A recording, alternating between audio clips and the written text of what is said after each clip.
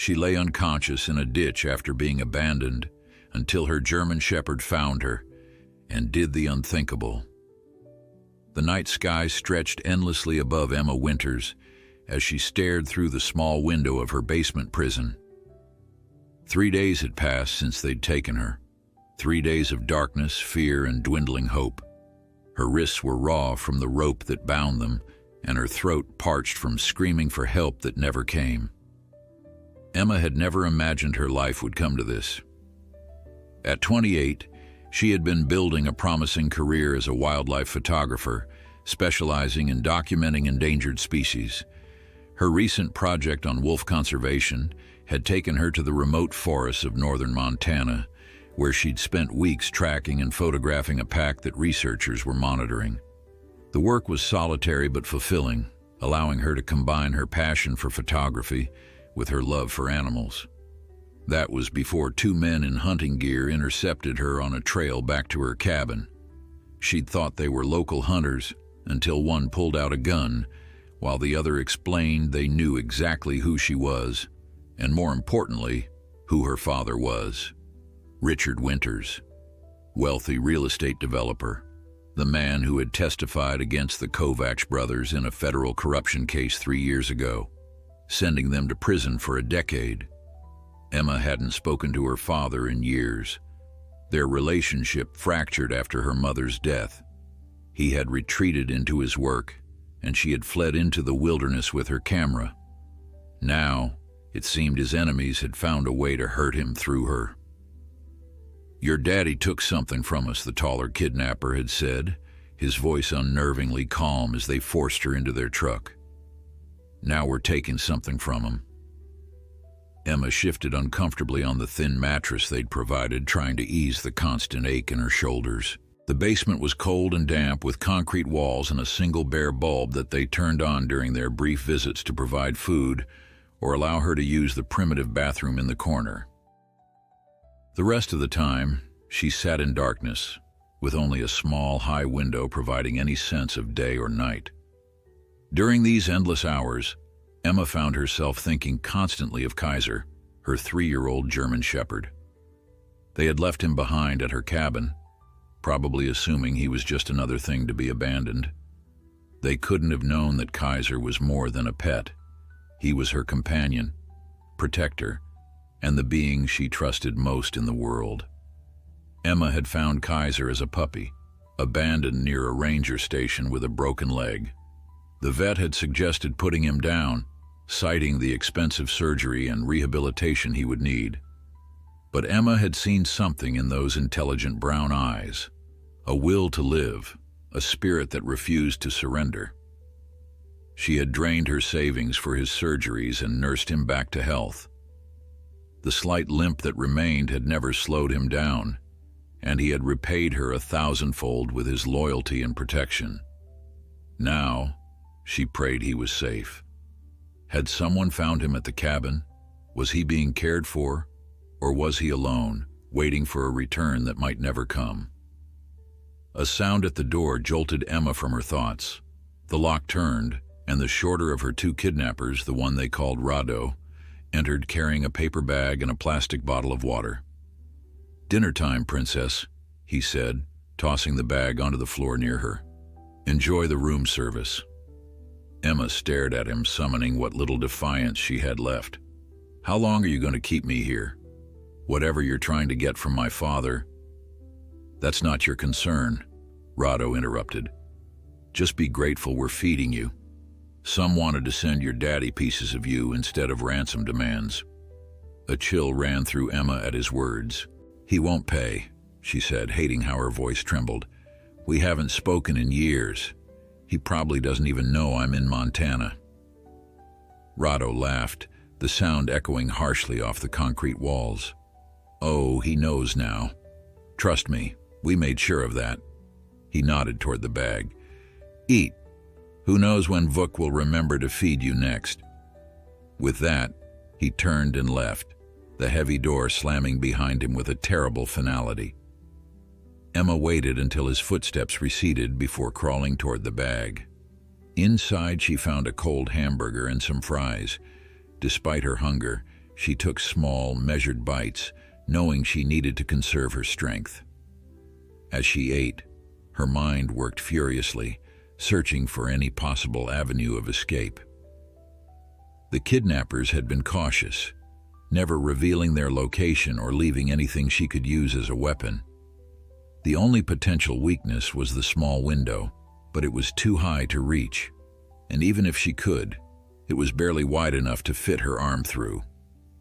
Emma finished her meager meal and leaned back against the wall, closing her eyes.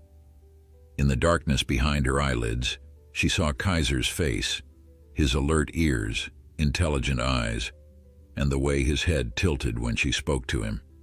The memory brought both comfort and pain. "I'm sorry, boy," she whispered into the emptiness. "I'm so sorry I left you." 50 miles away, Kaiser stood at the edge of the forest, his nose raised to the wind. His powerful muscles were tense beneath his black and tan coat, and his ears were alert to every sound. 3 days had passed since the strange men had taken his human, and for 3 days he had tracked them relentlessly. Kaiser was no ordinary dog. The years of accompanying Emma through wilderness areas had honed his already exceptional senses.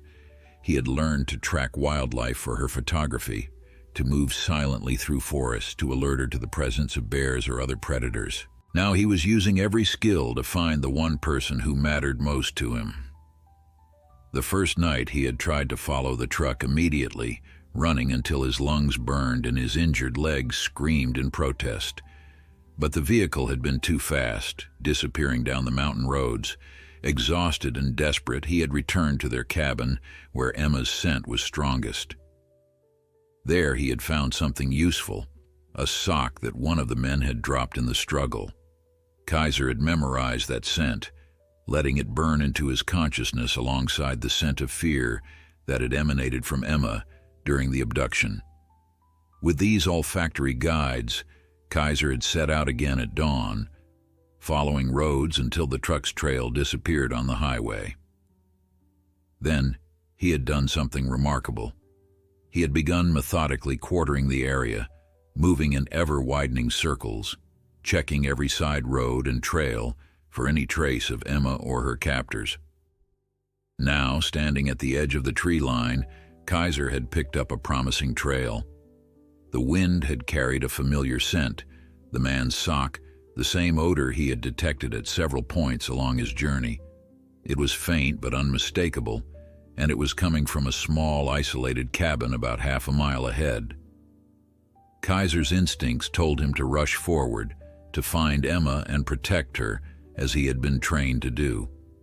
But experience had taught him caution.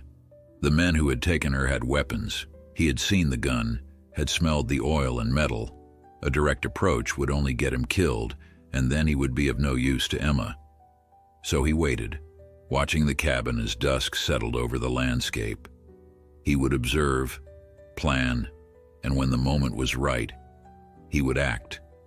The slight limp in his gait had never diminished his determination, and now, with Emma's life at stake, nothing would stop him from reaching her. As darkness fell completely, Kaiser moved silently toward the cabin, staying low to the ground and using the shadows for cover.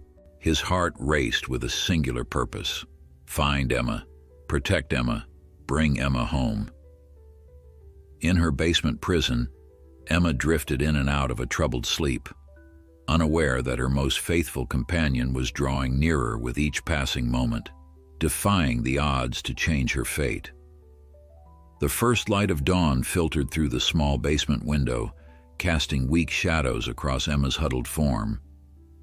She had barely slept, her dreams filled with chase scenes where she ran endlessly through dark forests pursued by faceless men.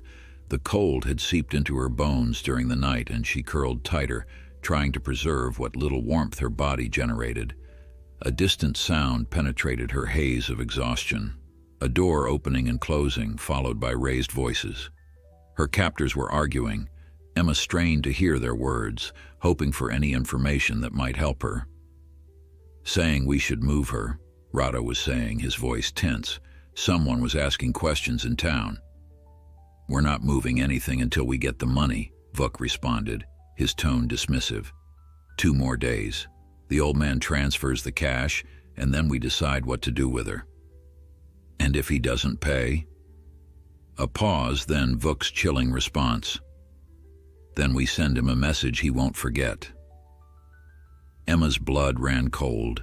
She had no illusions about what that message might entail.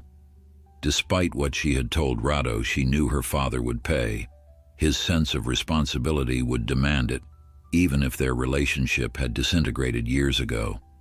But what happened after the payment was clearly still undecided.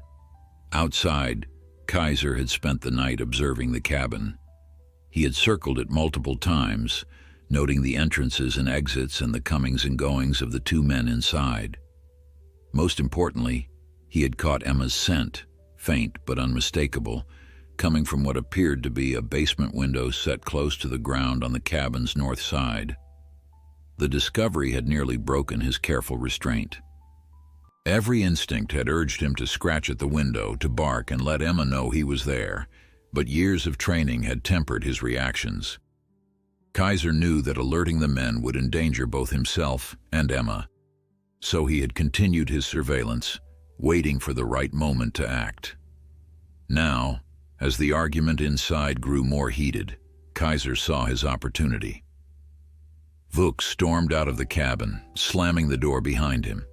He got into a truck parked outside and drove away, leaving only Rado inside. The odds had just shifted in Kaiser's favor. With deliberate caution, Kaiser made his way to the basement window.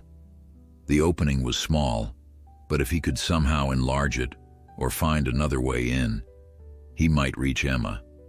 First, though, he needed to let her know he was there. Kaiser pressed his nose to the narrow opening and emitted a soft whine, a sound Emma would recognize immediately. Inside the basement, Emma froze. She had been contemplating her dwindling options when a familiar sound reached her ears.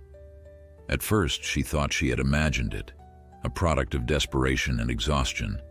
But then it came again, slightly louder. "Kaiser?" she whispered, her voice cracking with emotion. "Is that you, boy?" Another whine, followed by a soft scratching at the window. Tears sprang to Emma's eyes. Somehow, impossibly, Kaiser had found her. Her faithful companion had tracked her across miles of wilderness to this remote cabin. But how could he help her? Even if she could reach the window, it was too small for her to escape through. Still, his presence renewed her determination. If Kaiser could find her against such overwhelming odds, then perhaps escape wasn't impossible after all. "Good boy," she called softly, not wanting to alert Rado upstairs. "Good boy, Kaiser. I'm here." Outside, Kaiser's heart raced at the sound of Emma's voice. She was alive. She was responding. Now he needed to reach her. The window was too small for him to enter, and the frame looked solid. He would need to find another way in. Kaiser circled the cabin again, this time looking for vulnerabilities. The main door was solid, but there was a back entrance, a screen door that led to what appeared to be a mudroom. If he could break through that, he might find access to the basement inside. With renewed purpose, Kaiser approached the screen door. This would require timing and precision. He would have one chance before Rado was alerted to his presence. Inside the basement, Emma was frantically considering her options. Kaiser's arrival had changed everything. If nothing else, his presence proved that her location wasn't as isolated as she had feared. If he could find her, maybe others could too. She looked around the basement with fresh eyes, searching for anything she might have overlooked. The window was too small for escape, but perhaps she could use it to signal for help, if she could somehow reach it. Emma's gaze fell on the thin mattress she had been sleeping on. It wasn't much, but if she could drag it to the wall and stand on it, she might be able to reach the window. And if she could reach the window, she might be able to widen it somehow, or at least get a better view of her surroundings. With renewed determination, Emma began to work, dragging the mattress as quietly as possible toward the wall beneath the window. Her bound hands made the task difficult, but the prospect of action, of taking some control over her situation, gave her strength she didn't know she still possessed. Outside, Kaiser had made his decision. The screen door was his best option. With careful precision, he backed up a few paces, then launched himself forward, his powerful body hitting the screen with calculated force. The aging material gave way with a tearing sound, allowing Kaiser to push through into the mudroom. He paused, listening intently. Footsteps moved quickly above him. Rado had heard the noise and was coming to investigate. Kaiser slipped deeper into the house, searching for the entrance to the basement where Emma was being held. His mission was clear. Find Emma. Protect Emma. Bring Emma home. Nothing would stop him now. Kaiser's nails clicked softly on the wooden floor as he navigated the unfamiliar interior of the cabin. His acute hearing detected Rado's movements upstairs. The man had paused, likely grabbing a weapon before investigating the noise. Time was short. The German shepherd's nose led him unerringly toward Emma's scent, strongest near a door at the back of the kitchen. A heavy padlock secured it, the entrance to the basement where they were keeping her. Kaiser circled, frustrated, looking for another way in. There was none. Upstairs, Rado called out, "Who's there?" Footsteps approached the top of the staircase. In seconds, he would see Kaiser. The German shepherd made a split-second decision. If he couldn't reach Emma from inside, he would return to the window where they had communicated. He darted back through the mudroom just as Rado's boots appeared on the stairs, slipping through the torn screen door and racing around to the north side of the cabin. Inside the basement, Emma had managed to drag the mattress to the wall beneath the window. Standing on it, her fingertips could just brush the bottom of the frame. It was a testament to her captor's confidence in her confinement that they hadn't bothered to secure the window. They simply hadn't imagined she could reach it. She heard shouting above her, then the sound of a door slamming. Someone was moving around the cabin, searching. Had Kaiser been discovered? The thought sent a wave of panic through her. If they hurt her dog? Then Kaiser's face appeared at the window, his warm breath fogging the cool glass. Emma nearly sobbed with relief. "Kaiser," she whispered, stretching her bound hands toward the window. "Good boy. Clever, clever boy." The window was hinged at the top and designed to tilt inward for ventilation. With her fingertips, Emma pushed against the glass, creating a wider opening. Not enough for escape, but enough for better communication. Kaiser immediately thrust his nose through the gap, sniffing frantically at her fingers. "I know, boy," Emma said softly. "I need to get out of here. But how?" Kaiser withdrew suddenly, his attention caught by something beyond Emma's view. A moment later, she heard the sound of a vehicle approaching, Vuk returning. Her heart sank. With both captors present, Kaiser's chances of helping her diminished significantly. But the German shepherd seemed to understand the urgency. He reappeared at the window, something held gently between his teeth, a sturdy stick about 8 inches long. He pushed it through the opening toward Emma. At first, she was confused. Then understanding dawned. Kaiser had brought her a tool, something she might use to widen the opening or perhaps as a weapon.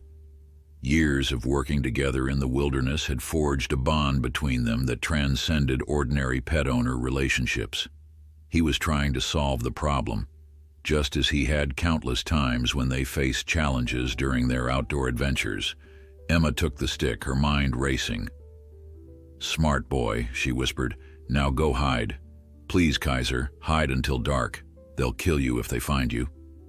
As if understanding her words, Kaiser retreated from the window, disappearing just as the sound of a vehicle door slamming echoed from the front of the cabin. Heavy footsteps crossed the porch.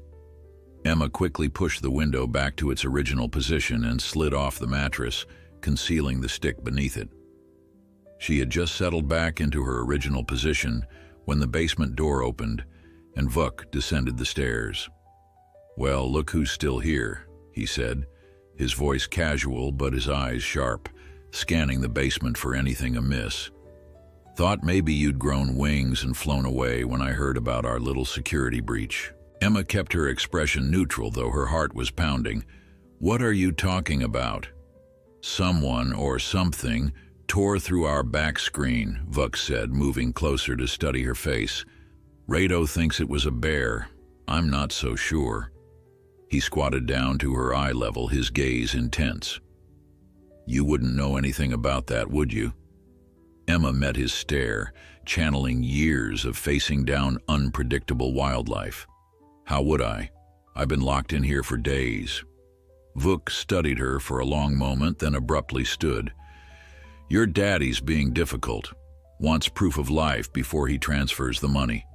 He pulled out a smartphone. "So let's give him what he wants. Hold this." He thrust a newspaper toward her, open to the day's date. With her bound hands, Emma took it, understanding the purpose, to prove she was still alive as of today. "Now look scared," Vuk instructed, raising the phone to take a photo. "Shouldn't be too hard." Emma didn't have to fake fear. It was real, not for herself in this moment, but for Kaiser. If they discovered him... The camera clicked, and Vuk reviewed the image with satisfaction. "Perfect. This should loosen Daddy's purse strings." He pocketed the phone and headed back toward the stairs. "One more day, Princess. By this time tomorrow, this will all be over, one way or another." The implied threat wasn't lost on Emma. Once the ransom was paid, they would have no reason to keep her alive. In fact, eliminating the only witness to their crime would be the logical next step. She had until tomorrow to escape, or she might never leave this basement alive. As Vuk's footsteps receded up the stairs, Emma felt the weight of the ticking clock. She reached under the mattress, retrieving Kaiser's stick. In the dim light, she examined it more carefully. It wasn't just any stick. It was hardwood, sturdy, with a slightly pointed end. Kaiser hadn't chosen randomly. He'd found her the closest thing to a tool that he could. Emma's mind worked furiously. The window was her best option, but it was still too small for her to fit through. She needed to enlarge the opening somehow, or find another way out, and before any of that, she needed to free her hands. She began working the pointed end of the stick into the knots that bound her wrists. The rope was tight, and the angle awkward, but determination drove her. Minutes stretched into an hour as she worked, pausing whenever she heard movement above, then continuing when silence fell. Finally, with a painful twist, she managed to create enough slack to slip one hand free. The other followed quickly, and Emma had to suppress a cry of triumph. Her wrists were raw and bleeding, but she was no longer bound. With her hands free, new possibilities opened up. Emma moved the mattress more securely under the window and stood on it again. This time she could properly examine the window frame. It was old and the wood was somewhat rotted, a vulnerability she might exploit. Using the stick, Emma began to chip away at the soft wood around the hinges. It was slow, painstaking work, and she had to be careful to minimize noise. Occasionally, she would hear her captors moving around upstairs, their muffled voices suggesting they were arguing again. As dusk fell, Emma had made progress. One hinge was nearly separated from the frame. With enough force, she might be able to break it completely and create an opening large enough to squeeze through. But she would need to wait for the right moment, when both men were distracted or, ideally, away from the cabin. Night settled over the forest, bringing a deeper chill to the basement. Emma sat on the mattress, conserving her energy and listening intently to the movements above. Eventually, she heard the distinctive sound of bottles clinking and the murmur of a television. Her captors were settling in for the evening. A soft whine at the window alerted Emma to Kaiser's return. The loyal dog had stayed hidden all afternoon, waiting for darkness to approach safely. Emma moved quickly to the window. "Kaiser," she whispered, opening the window as wide as the damaged hinge would allow. "Good boy. We're going to get out of here, but I need more time." Kaiser's intelligent eyes seemed to understand. He sniffed at her now free hands, his tail wagging slightly in approval. Emma had a sudden inspiration. "Kaiser, find help," she whispered urgently. "Find someone, bring them here." It was a desperate long shot. While Kaiser was exceptionally intelligent and well-trained, this request went beyond anything they had practiced. Yet as she looked into those trusting brown eyes, Emma felt a surge of hope. Kaiser had already defied the odds by finding her. Perhaps he could perform one more miracle. As if considering her request, Kaiser tilted his head, ears forward. Then he gave her fingers a quick lick and disappeared into the darkness. Emma returned to her work on the window frame, her heart both lighter and heavier. Kaiser was her best hope, yet sending him away felt like losing her closest ally. She worked with renewed urgency, chipping steadily at the wood around the second hinge. If Kaiser couldn't find help, she would need to create her own escape route. Above her, the sounds of the television grew louder, punctuated by occasional laughter. Her captors were relaxing, perhaps celebrating the anticipated ransom payment. Emma worked more boldly now, confident that the noise from upstairs would mask the sounds of her efforts. As the night deepened, Emma's progress accelerated. The second hinge was weakening, the screws loosening in the deteriorating wood. With one strong push, she might be able to create an opening large enough to squeeze through. But timing would be crucial. She would need to ensure both captors were asleep or otherwise occupied before making her escape attempt. She paused, listening to the cabin above. The television still blared, but one set of footsteps moved toward what she presumed was a bedroom, one captor turning in for the night. She would wait for the second to follow suit. Across the darkness outside, Kaiser ran with purpose.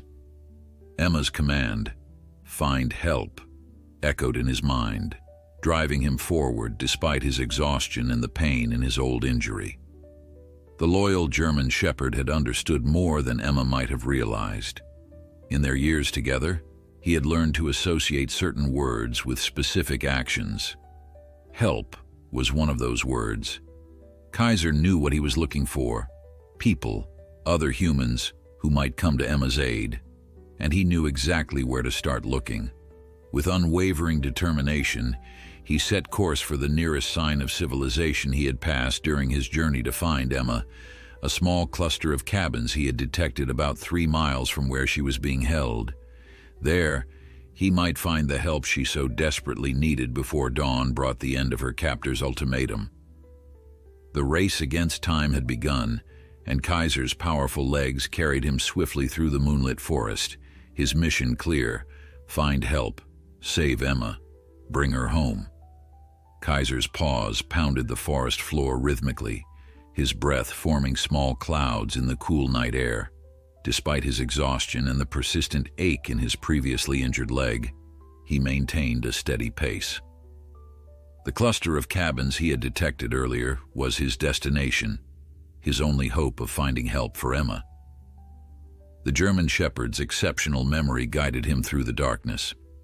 He had always possessed a remarkable ability to retrace routes, a skill Emma had nurtured during their wilderness expeditions.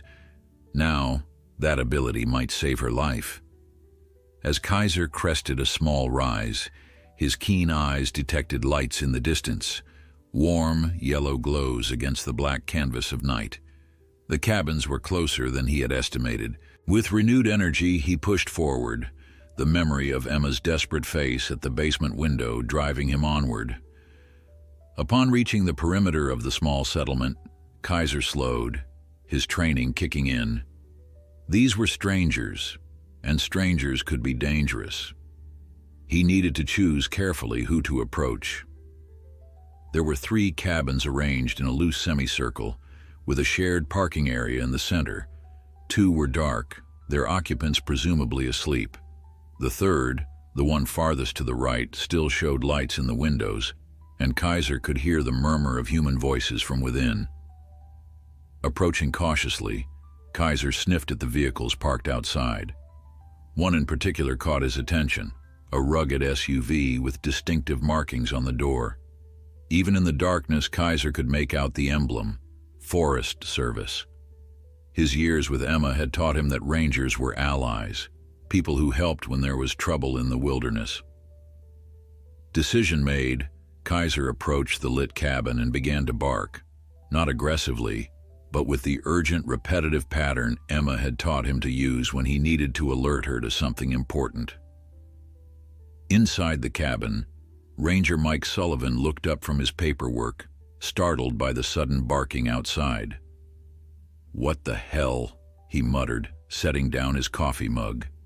His companion, Sarah Chen, another ranger who had stopped by to coordinate their next day's patrol schedule, moved toward the window. "Sounds like a dog," she said, peering into the darkness. "A big one from the sound of it." "Probably belongs to one of the vacationers in the other cabins," Mike suggested, though he frowned at the persistence of the barking. It didn't sound like a dog that simply wanted to be let in. There was an urgency to it. "I don't think so," Sarah replied, her forehead creasing with concern. "Look at this." Mike joined her at the window. In the spill of light from the porch lamp, they could see a large German shepherd pacing back and forth, occasionally moving toward the forest before returning to bark at the cabin again.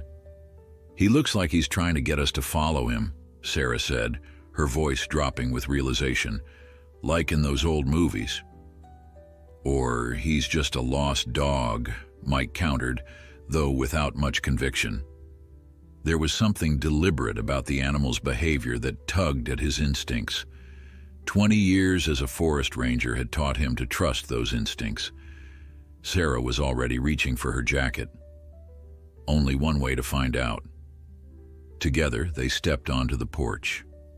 Kaiser immediately ceased barking, his intelligent eyes fixed on them with an intensity that was unmistakable. When he was sure he had their attention, he moved a few paces toward the forest, then looked back expectantly. "He definitely wants us to follow him," Sarah said, reaching for the high-powered flashlight she always kept in her jacket pocket. Mike hesitated only briefly before nodding. "I'll grab my gear and radio. If someone's in trouble out there, they picked a hell of a night for it." Within minutes, both rangers were equipped with flashlights, first aid kits, and their communication devices. Kaiser, seeing they were prepared to follow, gave a soft woof of what seemed like approval before leading them into the forest at a pace they could match. "I've heard of this happening," Sarah said as they followed the determined dog. "Working dogs sometimes go for help when their owners are in trouble, but usually they're trained for it." "This one looks well cared for," Mike observed. "Collar, good condition. Definitely not a stray." He quickened his pace to keep up with Kaiser, who was moving with clear purpose. "The question is, what happened to its owner?" Back at the cabin, Emma had made significant progress on the window. Both hinges were now loose, and she believed one strong push would separate the frame from the wall enough for her to squeeze through. She paused, listening carefully. The television upstairs had finally gone silent, and she could hear the heavy footsteps of the second captor moving toward the bedroom. She needed to wait until they were asleep to maximize her head start once she escaped. Patience had never been harder. Emma settled back on the mattress, conserving her energy for the escape attempt to come. Her thoughts turned to Kaiser. Had he understood her request to find help? And even if he had, what were the chances he would find someone willing to follow a strange dog into the wilderness at night? She shook her head, dismissing the doubts. If anyone could perform such a miracle, it was Kaiser. She had witnessed his intelligence and determination countless times over the years. The way he had found her in this remote cabin was proof enough of his extraordinary abilities. A loud snore echoed from upstairs, suggesting at least one of her captors was asleep. Emma stood, moving back to the window. It was now or never. Bracing herself against the wall, she pushed against the window frame with all her strength. For a moment, nothing happened. Then, with a soft cracking sound, the frame separated from the rotted wood. The opening was still tight, but it might be just enough. Emma took a deep breath and began to squeeze her shoulders through the narrow gap. The rough edges of the frame scraped painfully against her skin, but she bit her lip and pushed forward. Her head and shoulders made it through, then her torso. The tightest part was her hips, which for a terrifying moment seemed stuck. With a final desperate wriggle and ignoring the burning pain of wood-scraping skin, Emma pulled herself free, tumbling onto the ground outside. She lay there for a moment, breathing hard, hardly able to believe she had actually escaped the basement. But she wasn't safe yet. Emma forced herself to her feet, scanning her surroundings. The cabin was isolated just as she had feared, sitting in a small clearing surrounded by dense forest. The night was clear and cold, the moon providing just enough light to see by. Emma's first instinct was to run, to put as much distance between herself and her captors as possible, but survival training kicked in. She needed direction, a plan. Running blindly into the forest at night could be just as deadly as remaining captive. She thought of Kaiser, somewhere out there in the darkness. If he was trying to bring help, he would need to be able to find her again. The best strategy would be to move a safe distance from the cabin, but stay within the general area. With that decision made, Emma began to move carefully toward the trees, sticking to shadows and avoiding the gravel driveway where her footsteps might be heard. Every few seconds, she paused to listen for any sound indicating her escape had been discovered. As she reached the edge of the forest, a light flicked on in one of the cabin's upstairs rooms. Emma froze, pressing herself against a tree trunk. Had they discovered her absence already? The light remained on for what felt like an eternity, though it was probably only a minute or two. Then it went out again. Perhaps one of them had simply gotten up to use the bathroom. Emma released the breath she'd been holding and continued into the forest. Once under the cover of trees, she moved more quickly, putting distance between herself and the cabin while still trying to remain oriented. Without a compass or stars visible through the dense canopy, it was challenging, but Emma used the slope of the land to maintain her bearings.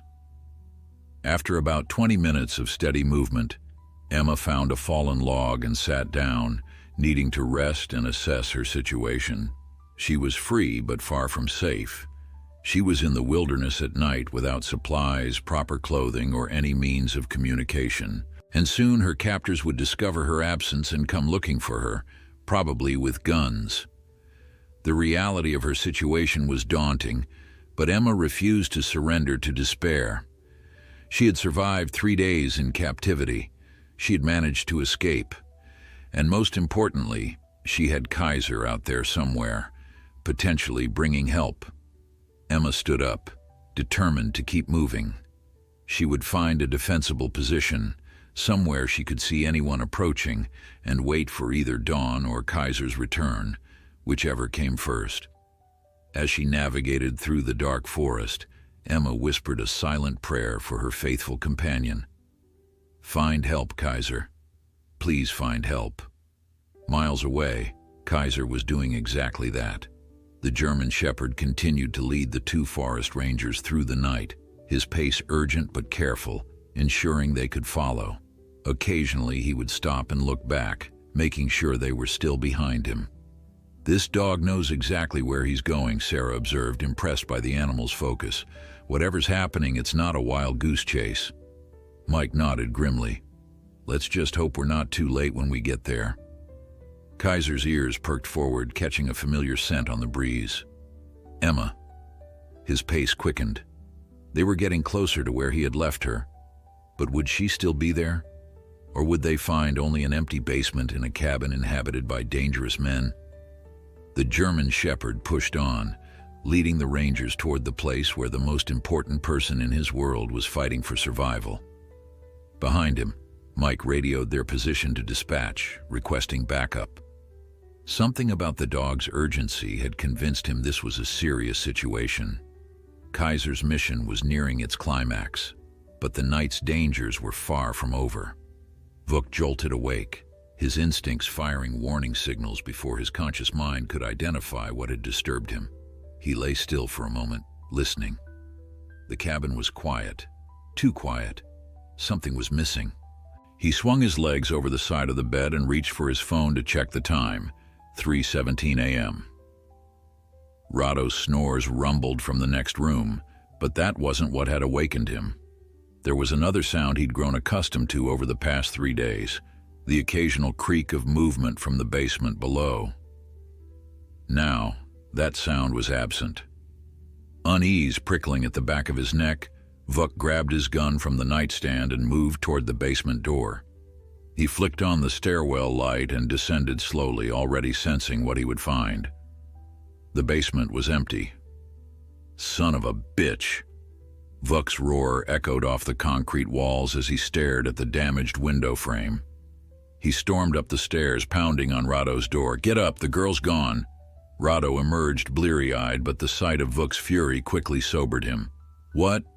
How?" "The damn window!" Vuk was already pulling on his boots. "She can't have gotten far. Get dressed, grab your gun. We need to find her before sunrise." As Rado scrambled to comply, Vuk paced the small living room, his mind racing. The ransom exchange was set for tomorrow. If they lost the girl now, everything would fall apart. And if she made it to the authorities? No, he wouldn't allow that to happen. They would find her, and when they did, the original plan of releasing her after payment would need to be reconsidered. She had seen their faces. She could identify them. "How long has she been gone?" Rado asked, emerging fully dressed, a rifle in his hands. Vuk shook his head. No way to know. Could be minutes, could be hours. He grabbed a flashlight from the counter. "You circle east, I'll go west. She's on foot, probably freezing, and doesn't know the area. We'll find her."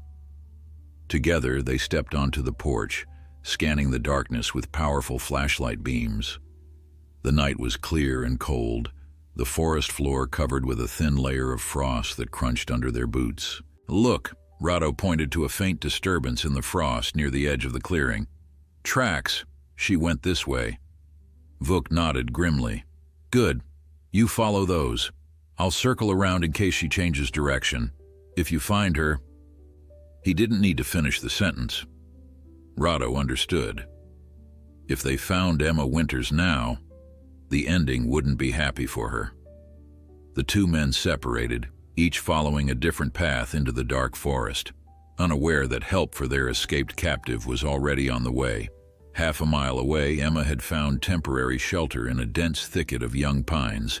The closely growing trees created a small pocket of relative warmth, and more importantly, excellent concealment. From her position, she could observe a section of the forest while remaining hidden. The sound of a door slamming echoed through the trees, followed by angry voices. Her absence had been discovered. Emma's heart raced, but she forced herself to remain calm. Panic would only lead to mistakes, and she couldn't afford any now. Light beams began to sweep through the forest. Her captors were searching methodically. Emma pressed deeper into her hiding place, grateful for the dark clothing she'd been wearing when they kidnapped her. Her only disadvantage was her pale skin, which might reflect light. She tucked her hands into her sleeves and used the collar of her jacket to partially cover her face. Minutes ticked by with excruciating slowness. One of the flashlight beams was moving in her general direction.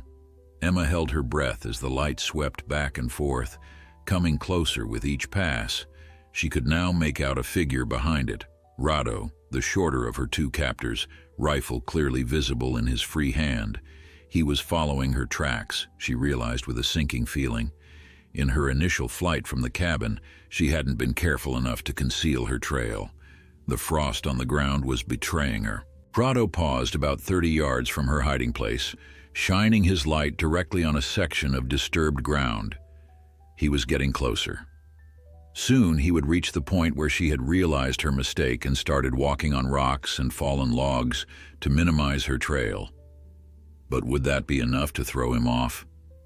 Emma considered her options. She could remain hidden and hope Rado missed her trail, or she could try to create a distraction to lead him away from her position. Both choices carried significant risks. Before she could decide, a sound in the distance made both her and Rado freeze, barking, growing louder as it approached.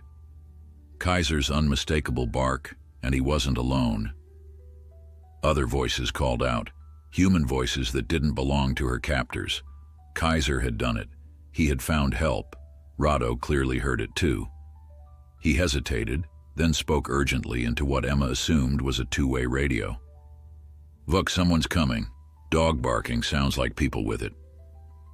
The distorted response was too faint for Emma to hear, but Rado's next actions made the message clear. He quickly extinguished his flashlight and moved toward the cabin, abandoning his search in favor of a tactical retreat. Hope surged through Emma, but she remained cautious. Her captors were still between her and the approaching rescuers, and they were armed. The situation had just become even more dangerous. Kaiser, meanwhile, had picked up Emma's scent and was leading the forest rangers with renewed urgency. They had been hiking for almost an hour, and both Mike and Sarah were starting to question how much farther they had to go when the German shepherd suddenly tensed, his hackles rising. "Something's wrong," Sarah whispered, placing a calming hand on Kaiser's back. "He senses danger." Mike nodded, reaching for the radio on his belt. "This is Ranger Sullivan. We're approximately 2 miles northeast of Blackwater Creek. The dog has led us to what appears to be some kind of situation. Requesting update on backup." The radio crackled before the dispatcher responded. "Backup is en route approximately 30 minutes from your last reported position. Proceed with caution." Mike and Sarah exchanged glances. 30 minutes could be too long if someone was in immediate danger. Kaiser whined softly, clearly torn between caution and his desire to reach Emma. He paced back and forth, his body language communicating urgency. "We need to keep moving," Sarah decided. "But carefully. If something bad is happening, we can't just wait for backup." Mike agreed. "Stay behind me, keep your voice down, and be ready to call for help if needed." They continued forward, moving more stealthily now, with Kaiser leading them through the most concealed route possible, as if he understood the need for discretion. His behavior was so precise, so intentional, that both rangers were increasingly convinced they were heading toward a serious situation. After another 10 minutes of careful progress, a small cabin came into view through the trees. A single light burned in one of the windows, and a pickup truck was parked outside. "That's private property," Mike whispered. "Registered to a hunting club, if I remember correctly. Not supposed to be occupied this time of year." Kaiser stared at the cabin, his body rigid with tension. Then, to the ranger's surprise, he turned away from it, circling to approach the forest from a different angle. He was clearly avoiding direct contact with the cabin while still leading them in a specific direction. "He's looking for someone, but not at the cabin," Sarah realized. "Someone in the woods." As if confirming her assessment, Kaiser suddenly froze, his nose high in the air. Then, with newfound purpose, he changed direction, leading them toward a dense thicket of young pines about 100 yards away. In her hiding place, Emma heard Kaiser's approach before she saw him. The sound of his movement through the underbrush was distinct from the heavier footfalls of the humans accompanying him. She remained still, not yet certain if these were friends or more enemies. Then Kaiser's familiar silhouette appeared at the edge of the thicket, his nose working frantically to pinpoint her location. The moment he caught her scent more directly, he gave a soft, low woof of recognition. A sound Emma had heard countless times when he found her after they'd been separated on trails. "Kaiser," she whispered, emotion threatening to overwhelm her. "Good boy." The German shepherd pushed through the pine branches to reach her, his entire body wiggling with joy as he pressed against her, licking her face and hands as if to reassure himself she was real. Two figures appeared behind him, a man and a woman in Forest Service uniforms, their expressions shifting from concern to shock as they took in the scene, a woman hiding in the woods with a joyous German shepherd pressing against her. "Are you okay?" the female ranger asked, moving carefully into the thicket. "We followed your dog for miles." "My name is Emma Winters," Emma said, her voice trembling with relief and urgency. "I was kidnapped 3 days ago. The men who took me are still out there, and they're armed." The male ranger immediately unclipped his radio. "This is Ranger Sullivan. We have a confirmed kidnapping victim, Emma Winters. Suspects are armed and in the vicinity. We need immediate backup at our location." As he provided coordinates, the female ranger knelt beside Emma. "I'm Sarah Chen. That's Mike Sullivan. Your dog found us at our cabin about an hour's hike from here. Most incredible thing I've ever seen." Emma wrapped her arms around Kaiser, burying her face in his fur for a moment. "He's incredible," she agreed, her voice muffled. Then she looked up, her expression turning serious. "But we're not safe yet. My captors heard you coming. They're nearby, probably watching us right now." Mike finished his radio call and crouched down beside them. "Backup is 15 minutes out. We need to get you to safety until they arrive." As the 3 humans and 1 extraordinary dog huddled in the thicket, planning their next move, they were indeed being watched. From the shadow of a large Douglas fir, Vuk observed them through the scope of his rifle, his finger resting lightly on the trigger as he weighed his rapidly dwindling options. Vuk steadied his breathing as he lined up his shot through the rifle scope. The crosshairs settled on the male ranger's back, the most immediate threat in his assessment. One squeeze of the trigger and the odds would shift dramatically in his favor. The remaining ranger might panic, giving him time to neutralize her as well. Then he would recapture Emma, and they could still salvage this situation. His finger tightened on the trigger. In the pine thicket, Kaiser suddenly stiffened, his hackles rising as he swung his head toward the direction where Vuk was concealed. A low, warning growl rumbled from deep in his chest. "What is it, boy?" Emma whispered, instantly alert to the change in her dog's demeanor. Years of working in wilderness areas had taught her to trust Kaiser's senses implicitly. Mike Sullivan followed the German shepherd's gaze, his expression grave. "Someone's out there," he murmured, shifting his position to place himself between the perceived threat and the 2 women. "Sarah, get on the radio again. Tell them we need that backup now." Kaiser's growl intensified, his body coiled with tension. Behind the scope of his rifle, Vuk cursed silently. The dog had somehow detected his presence despite his careful concealment. The element of surprise was lost. In that crucial moment of hesitation, a new sound cut through the forest, the distant wail of sirens. Backup was approaching faster than expected. Vuk lowered his rifle, calculating rapidly. Taking the shot now would only ensure his capture or death when law enforcement arrived. There was still a chance to escape if he acted quickly. "Rado," he hissed into his radio. "They've called the cops. We need to go, now."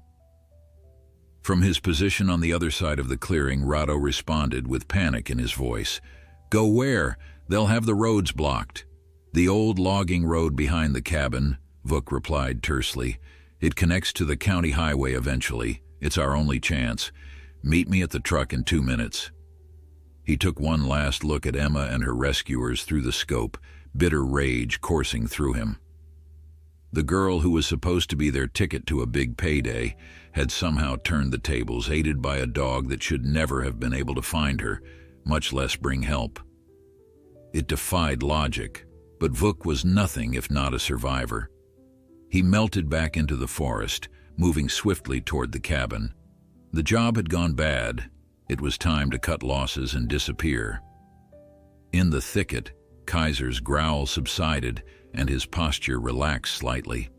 He looked up at Emma, then back toward where Vuk had been, as if communicating that the immediate danger had passed. Your dog is something else, Mike said, shaking his head in amazement. I think someone was watching us and he knew it. Kaiser has always had a sixth sense about danger, Emma replied, her hand resting protectively on the German Shepherd's back. But we should still be careful. Those men are desperate, and they're armed. Sarah finished her radio call and rejoined them. Backup is 5 minutes out. They're coming in from both access roads to box them in. We should stay put until they secure the area.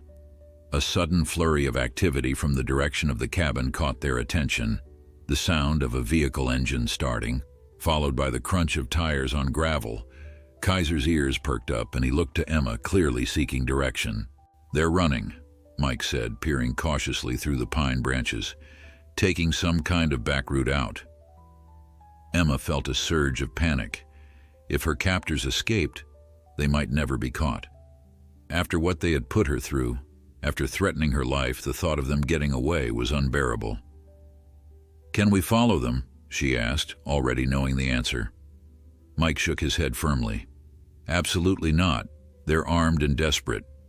Our job is to keep you safe until backup arrives. Let the professionals handle the pursuit. Emma knew he was right, but the thought of Vuk and Rado escaping justice gnawed at her. Kaiser seemed to sense her distress, pressing his warm body against her legs in a gesture of comfort. She scratched behind his ears, drawing strength from his unwavering presence. Without Kaiser, I'd still be in that basement, she said quietly. Or worse. He tracked me for days through miles of wilderness, found help and led you straight to me. I've never seen anything like it, and I've worked with trained search and rescue dogs before. Sarah smiled, reaching out to stroke Kaiser's head. He's extraordinary. The way he approached our cabin, the way he communicated what he needed, it was almost like he understood exactly what was at stake. He did, Emma said simply. Kaiser and I have been together for 3 years. He was abandoned as a puppy with a broken leg. The vet wanted to put him down, said the surgery was too expensive and rehabilitation too uncertain. But there was something in his eyes. She trailed off, emotion constricting her throat. You saved him, Mike finished for her, understanding dawning on his weathered face. And now he's returned the favor. The wail of sirens grew louder, now accompanied by the flashing of red and blue lights visible through the trees. Law enforcement had arrived in force, county sheriff's deputies and state police converging on the cabin from multiple directions. Sarah's radio crackled to life.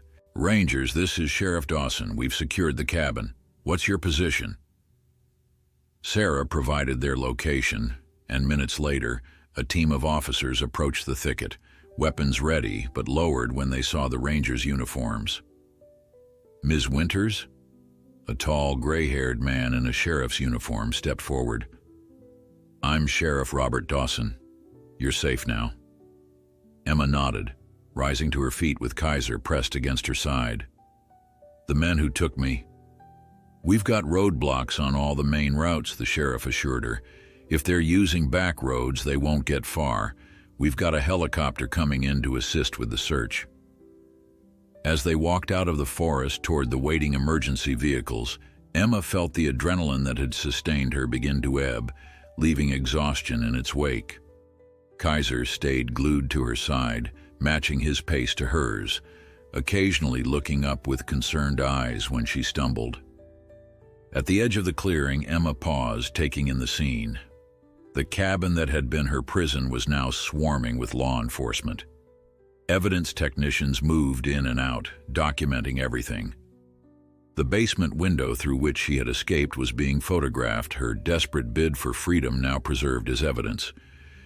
We found these inside, an officer said, approaching the sheriff with 2 cell phones and a laptop.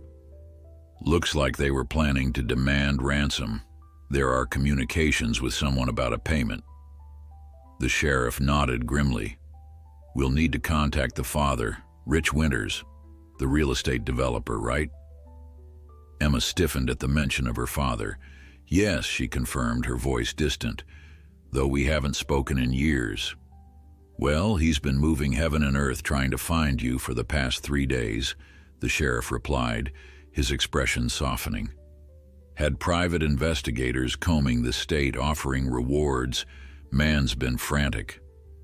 The news left Emma momentarily speechless.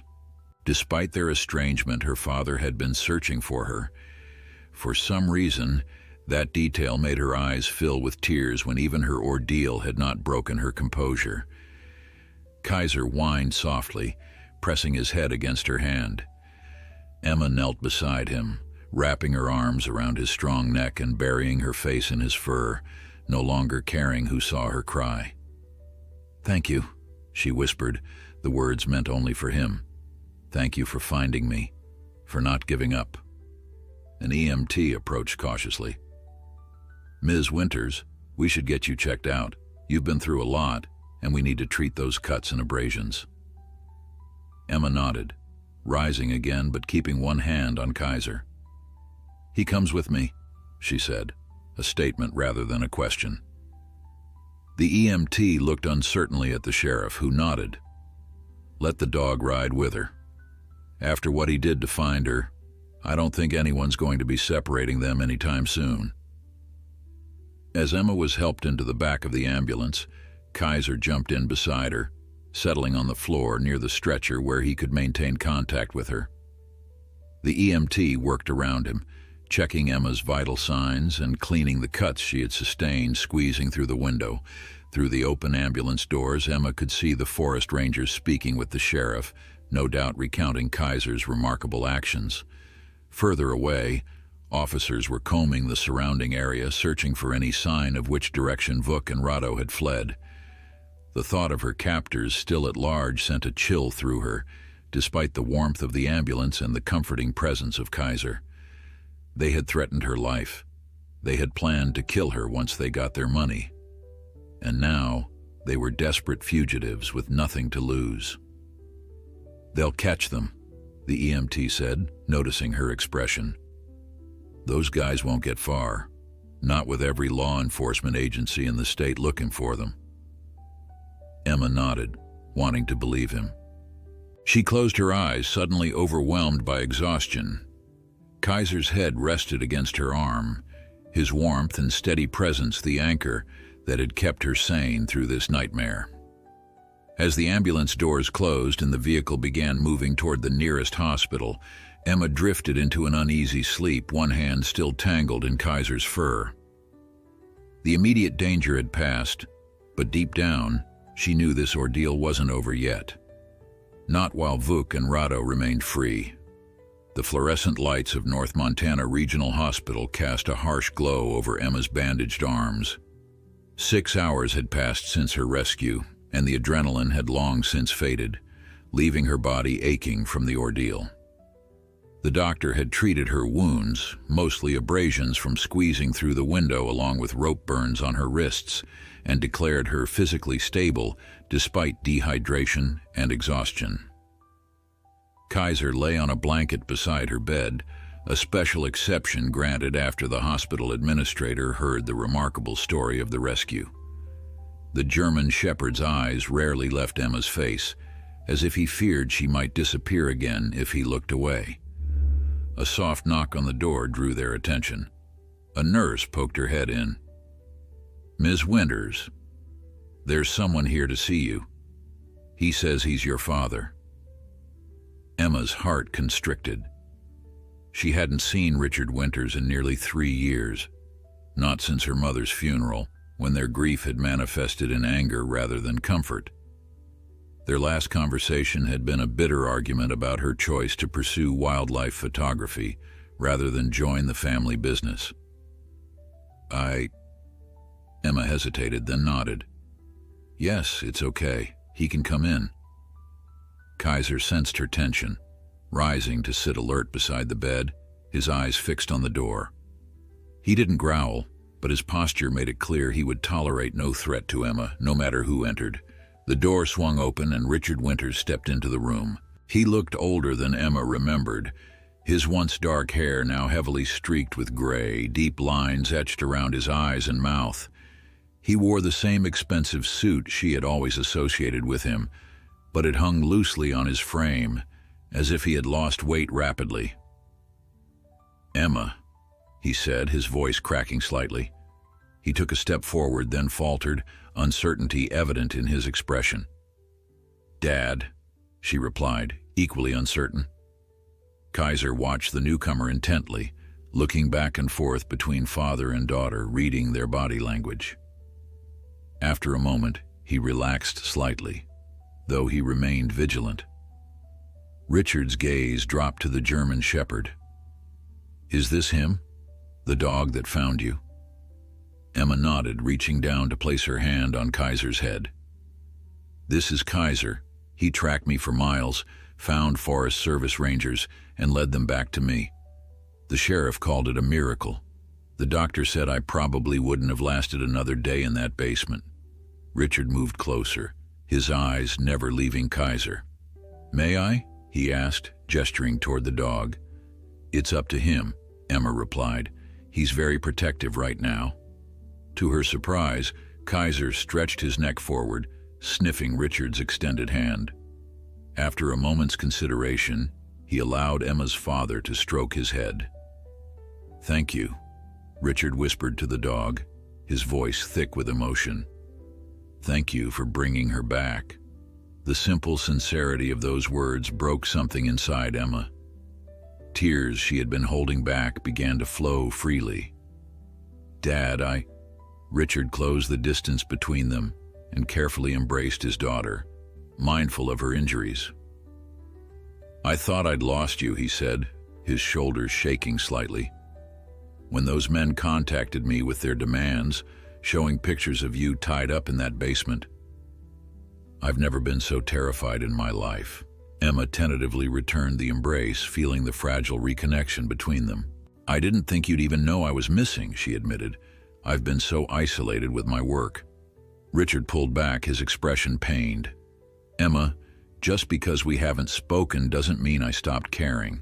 When the park rangers reported your cabin had been abandoned with signs of a struggle, I hired private investigators, coordinated with local law enforcement, offered rewards. I would have paid those men whatever they asked. I just wanted you safe." A knock interrupted them as Sheriff Dawson entered, his expression grave but professional. "Ms. Winters, Mr. Winters, sorry to intrude, but I wanted to provide an update." "Have you found them?" Emma asked, tension returning to her body. Kaiser immediately pressed closer to her. The sheriff shook his head. "Not yet. We tracked their vehicle to an old logging road that connects to Highway 93, but they abandoned the truck about 5 miles in and continued on foot. We found evidence they were picked up by another vehicle." "They had help," Richard said, his expression hardening. "A larger organization?" "That's our working theory," Dawson confirmed. "The Kovacs brothers have connections, even from prison. We believe Vuk and Rado Petrov are cousins of the brothers, brought in specifically for this job." Emma shuddered. "So they're professionals, and they're still out there." "We have alerts across 5 states, the sheriff assured her. "Every law enforcement agency is looking for them. They won't get far." He hesitated, then continued. "But until they're apprehended, we need to discuss your security. These men have proven they're willing to go to extreme lengths." Richard straightened, slipping back into the commanding presence Emma remembered from childhood. "I've already arranged for a private security team. They're outside the hospital now." The sheriff nodded, unsurprised. "Good. I've also assigned a deputy to remain on site, and the local police will increase patrols around the hospital. Once you're discharged, Ms. Winters, I strongly recommend you don't return to your cabin until these men are caught." "She won't," Richard stated firmly, then softened as he looked at Emma. "I have a place, a mountain house outside of Missoula. Private, secure, but still with the wilderness access you love. My security team can maintain a perimeter there until this is over." Emma hesitated. Part of her wanted to assert her independence, to refuse what felt like her father trying to control her life again. But another part, the part still trembling from her ordeal, recognized the wisdom in his offer. And the mountain house had been her mother's favorite retreat. It held good memories from before their family had splintered. "Okay," she agreed finally, "but Kaiser stays with me. No exceptions." A faint smile crossed Richard's face, the first Emma had seen in years. "I wouldn't have it any other way. That dog has earned a permanent place wherever you choose to be." Kaiser, as if understanding he was being discussed, gave a soft woof of approval. The sound brought a genuine laugh from Emma, the tension in the room dissipating slightly. The sheriff departed after a few more details were discussed, leaving father and daughter alone again with Kaiser. An awkward silence fell between them, years of unspoken words and unresolved grief hanging in the air. Richard finally broke it. "Your mother would be proud of you, you know. Following your passion, living on your own terms. It took me too long to see that." Emma studied her father's face, seeing for the first time the toll their estrangement had taken on him. "I miss her," she said simply, "every day." "So do I." Richard's voice was rough with emotion. "Losing her. I didn't handle it well. I threw myself into work, pushed you away when we should have grieved together. I'm sorry, Emma." "I'm sorry too," she replied, tears threatening again. "I was so angry, so hurt. It was easier to leave than to stay and face it all." Kaiser whined softly, sensing the emotional currents in the room. He rested his head on the edge of Emma's bed, offering silent comfort to both humans. Emma stroked his fur, drawing strength from his presence. "We've both made mistakes," Richard acknowledged, "but nearly losing you, it puts everything into perspective. If you're willing, I'd like a chance to rebuild what we lost." Before Emma could respond, her hospital room door burst open. 2 nurses rushed in, followed by a doctor. "Sorry to interrupt," the doctor said urgently, "but we need to move you immediately, Ms. Winters." Emma sat up straight, alarm flooding through her. "Why? What's happening?" "Security breach," the doctor explained rapidly as the nurses began disconnecting monitoring equipment. "A man matching one of your kidnapper's descriptions was spotted in the hospital parking garage. Police are searching the building, but as a precaution, we're relocating all high-risk patients to secure areas." Kaiser was instantly on his feet, hackles raised, a low growl rumbling in his throat. Richard's face had gone pale. "I'll call my security team," he said, reaching for his phone. "They should be outside." "Sir, we don't have time," one of the nurses interrupted, already helping Emma into a wheelchair. "We need to move now. Hospital protocol." Richard nodded reluctantly. "Where are you taking her?" "Secure ward, 7th floor," the doctor replied, holding the door as the nurses prepared to wheel Emma out. "Limited access, security checkpoints. She'll be safe there." As they moved quickly down the corridor, Emma kept one hand firmly on Kaiser's back, drawing comfort from his solid presence beside the wheelchair. The German shepherd moved with alert precision, his senses clearly heightened by the urgency around him. Emma caught her father's eye as they entered the elevator. "Stay with me?" she asked, surprising herself with the request. Richard nodded, his expression determined. "Always. Nothing will separate us again." As the elevator doors closed, Kaiser's ears suddenly perked forward, his body tensing. He turned toward the back of the elevator, staring intently at one of the attendants who had joined them during the rushed evacuation. Something in the man's scent or posture had triggered Kaiser's suspicion. Emma, attuned to her dog's every signal, felt a chill of foreboding wash over her. The danger hadn't passed. It had followed them here, into what should have been their sanctuary. And once again, Kaiser was the first to sense it. Kaiser's warning growl filled the confined space of the elevator, drawing all eyes to him. The German shepherd's focus remained locked on the attendant standing in the back corner, a slight man with dark hair who had slipped in just as the doors were closing. Emma instinctively tightened her grip on Kaiser's fur, trusting his judgment implicitly. "What's wrong with your dog?" the attendant asked, his voice carrying a faint accent that hadn't been noticeable in his earlier brief words.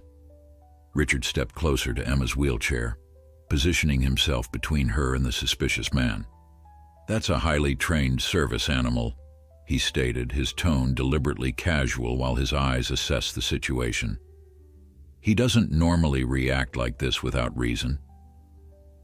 The elevator seemed to move with excruciating slowness between floors. The doctor and nurses exchanged uncertain glances, clearly caught between hospital protocol and the growing tension in the small space. Emma studied the attendant more carefully.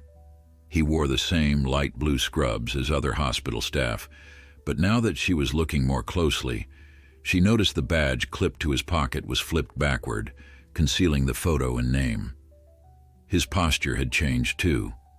No longer the relaxed stance of a hospital worker, but something coiled, ready.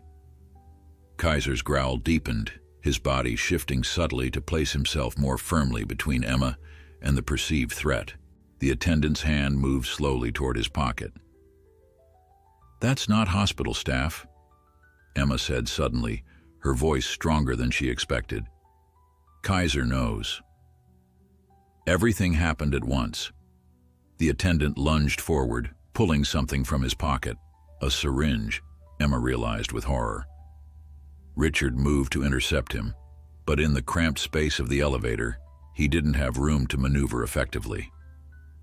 Kaiser reacted with explosive speed, launching himself at the attacker with a precision that spoke of his police training. His powerful jaws clamped around the man's wrist, forcing him to drop the syringe, which clattered to the floor. The momentum of Kaiser's leap drove the attacker against the elevator wall. The doctor immediately hit the emergency stop button, while one of the nurses stamped on the fallen syringe, crushing it under her shoe. The second nurse pulled a security alarm from her pocket, triggering a wailing siren throughout the hospital. "Security breach, 7th floor elevator," she shouted into a small radio pulled from her pocket. The attendant, almost certainly Rado in disguise, fought desperately against Kaiser's grip, but the German Shepherd wouldn't release him. Blood seeped through the sleeve of his scrubs where Kaiser's teeth had penetrated skin, but the dog had been careful not to sever any major vessels, restraining, not maiming.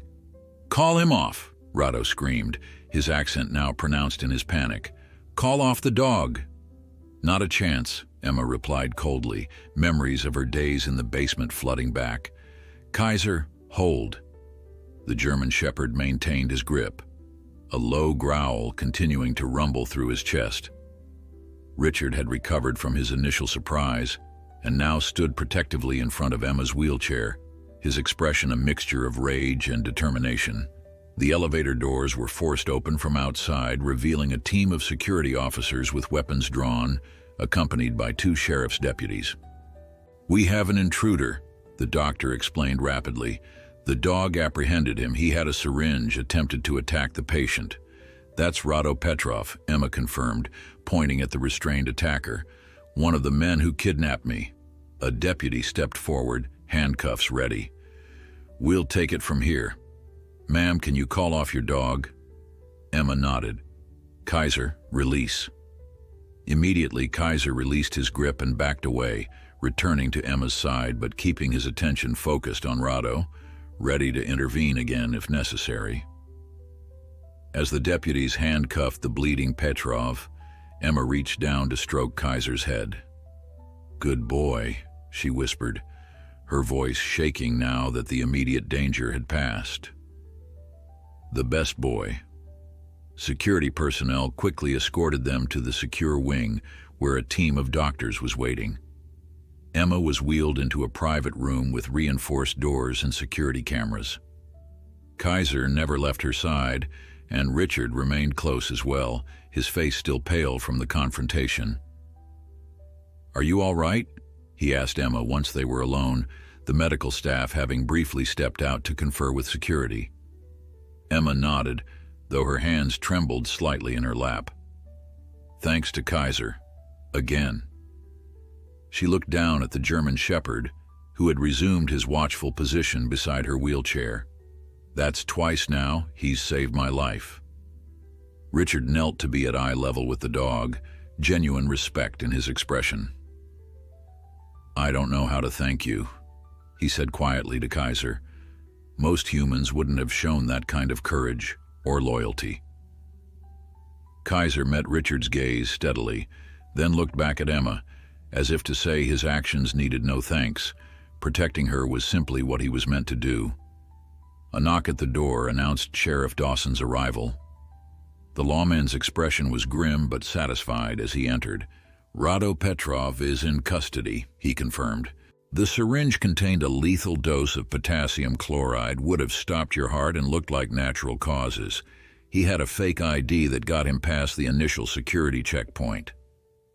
Emma shuddered, the full implications sinking in. "He wasn't trying to kidnap me again. He was trying to silence me permanently." The sheriff nodded solemnly. "With you gone, there'd be no witness to testify against him, or Vuk, or whoever hired them. It was a desperate move." "Where's Vuk?" Richard demanded, his hand resting protectively on Emma's shoulder. "If Rado is here, his partner can't be far." "We're conducting a full sweep of the hospital and surrounding areas," Dawson assured them. "We have officers at every exit checking all vehicles leaving the premises. If he's here, we'll find him." "And if he's not?" Emma asked, voicing the fear they were all thinking. The sheriff's expression hardened. "Then we keep looking. But with Rado in custody, we have leverage. He's facing attempted murder charges on top of the kidnapping. He might decide cooperation is in his best interest." Richard turned to the sheriff. "I want my security team in this room. No more hospital personnel without verification, and I want to move Emma to the mountain house as soon as the doctors clear her." Dawson nodded agreement. "I'll coordinate with your team.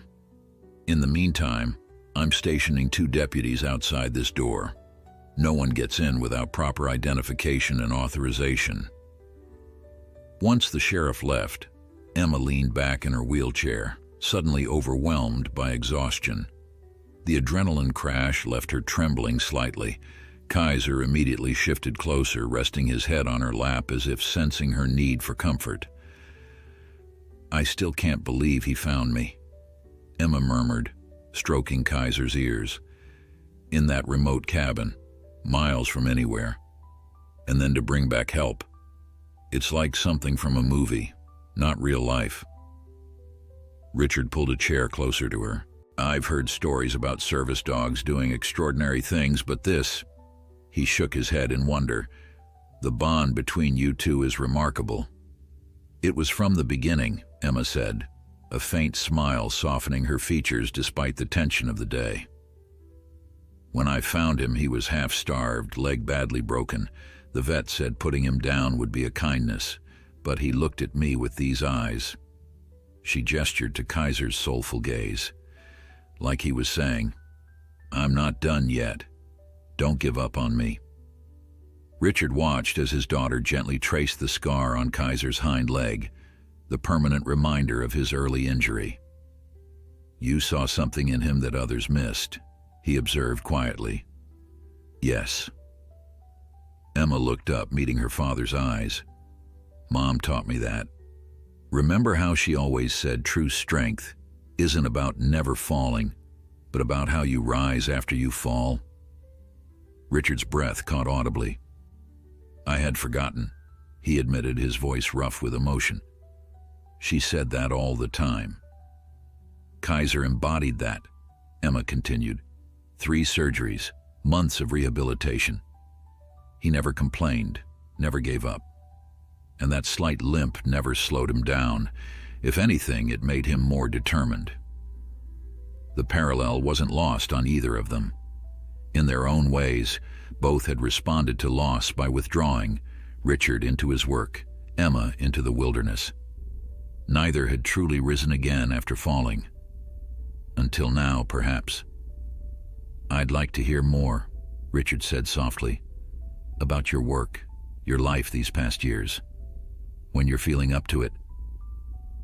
Emma studied her father's face. seeing genuine interest there rather than the judgment she had feared for so long. "I'd like that too," she replied, "and I'd like to hear about yours." Kaiser shifted position, settling more comfortably against Emma's legs, but maintaining his alert posture.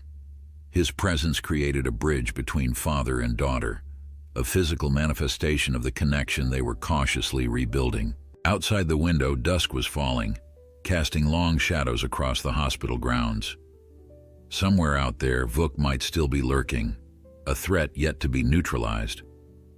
But for this moment, in this secure room with Kaiser standing guard and her father at her side, Emma allowed herself to feel something she had almost forgotten during her captivity: hope. The immediate danger had been averted, but the larger threat remained.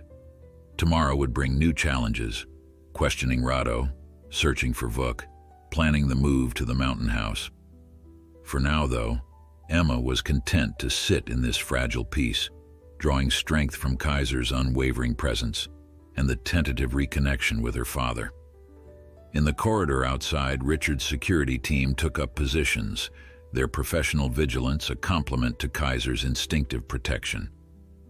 As night settled over the hospital, a complex network of guardians surrounded Emma Winters, human and canine, professional and personal, all united in a single purpose: to ensure that the remarkable German Shepherd, who had already defied the odds twice, would not need to do so a third time. 3 days after the attack in the hospital elevator, Emma stood on the deck of her father's mountain house, breathing in the crisp, pine-scented air of early morning. The property was nestled in a clearing surrounded by dense forest, with the majestic peaks of the Bitterroot Mountains rising in the distance. Under different circumstances, she would have found the setting idyllic, perfect for wildlife photography. But the armed security personnel patrolling the perimeter served as a constant reminder that this was not a vacation. Vuk Petrov remained at large, and despite Rado's arrest, the threat had not passed. Kaiser lay at Emma's feet, his watchful gaze scanning the tree line as methodically as the professional guards. The German Shepherd had barely left her side since the hospital, maintaining his self-appointed role as her primary protector. Even when he slept, it was positioned strategically, usually across the threshold of her bedroom door. The sliding glass door opened behind her, and Richard stepped onto the deck carrying 2 steaming mugs of coffee.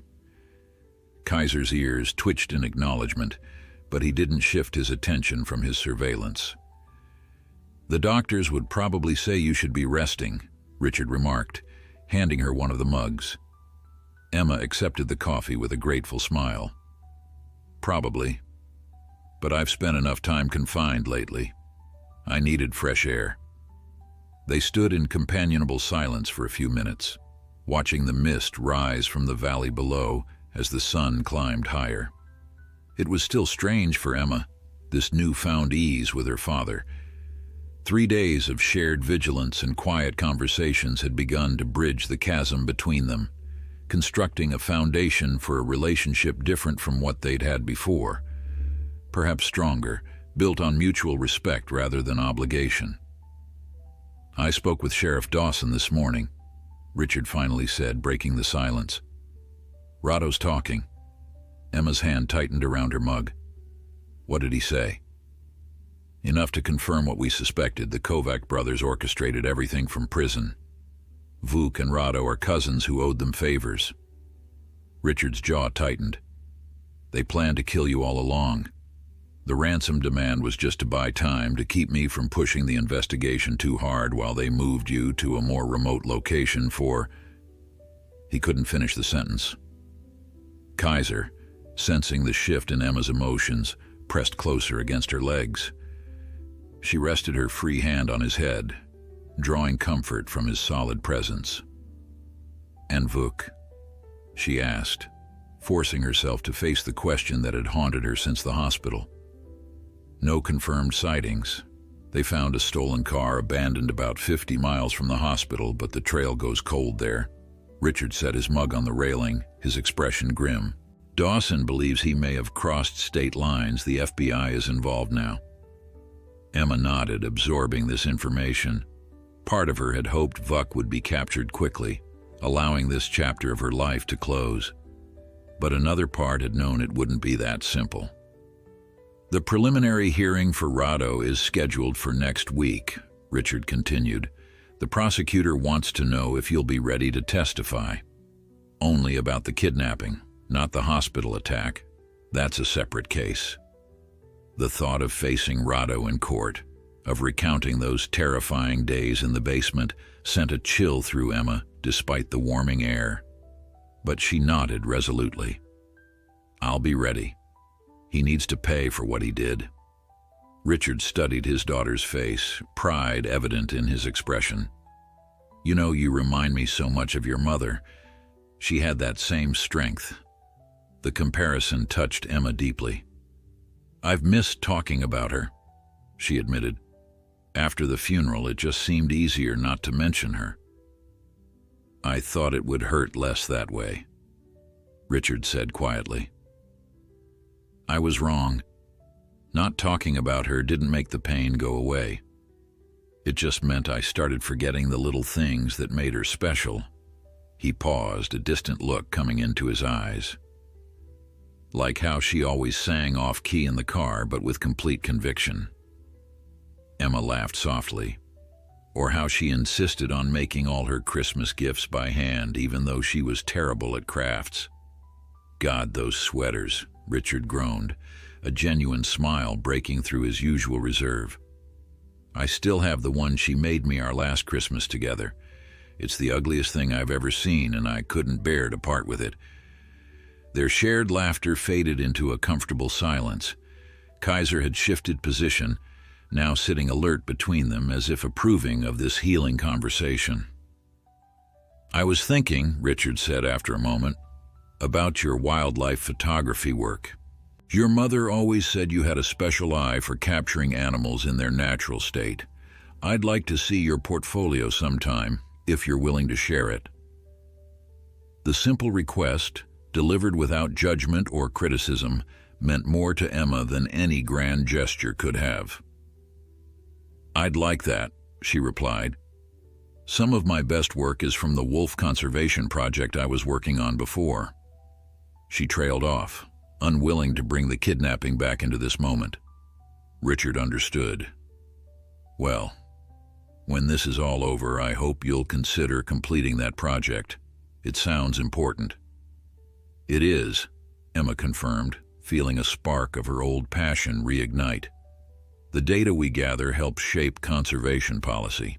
And the photographs, when people see these animals as individuals with personalities and family bonds, it changes how they think about preservation. As they continued talking, Emma realized this was the first time in years her father had shown genuine interest in her career, not trying to redirect her toward the family business or questioning the practical value of her choices, but simply engaging with what mattered to her. Kaiser suddenly stiffened, his head turning sharply toward the forest edge. A low growl rumbled in his chest. Both Emma and Richard immediately tensed, scanning the tree line. One of the security guards had also noticed something, moving with purpose toward whatever had caught Kaiser's attention. Stay here, Richard instructed, already reaching for the radio clip to his belt. Before he could use it, the guard relaxed and waved an all-clear signal. Just a deer, the guard called out, pointing to where a white-tailed doe was now bounding away through the underbrush. Kaiser remained alert for a moment longer before gradually relaxing, though his eyes continued to track the movement in the forest. Emma released a breath she hadn't realized she was holding. He's hyper-vigilant, she observed, stroking Kaiser's back soothingly. I think he's still processing everything that happened, just like I am. Richard nodded thoughtfully. PTSD isn't exclusive to humans. Military and police dogs experience it too. Kaiser went through a traumatic situation. Tracking you for days, confronting armed men, the hospital attack, it would be natural for him to be on high alert. Emma looked at her father in surprise. How do you know about canine PTSD? A faint flush of embarrassment colored Richard's cheeks. "I might have done some research while you were in the hospital about German shepherds, trauma responses in dogs, how to support them. I wanted to be prepared." The admission touched Emma deeply. That her father had taken time to research Kaiser's needs spoke volumes about how he was trying to rebuild their relationship. "Thank you," she said simply. "That means a lot." Their conversation was interrupted by the arrival of a black SUV coming up the long driveway.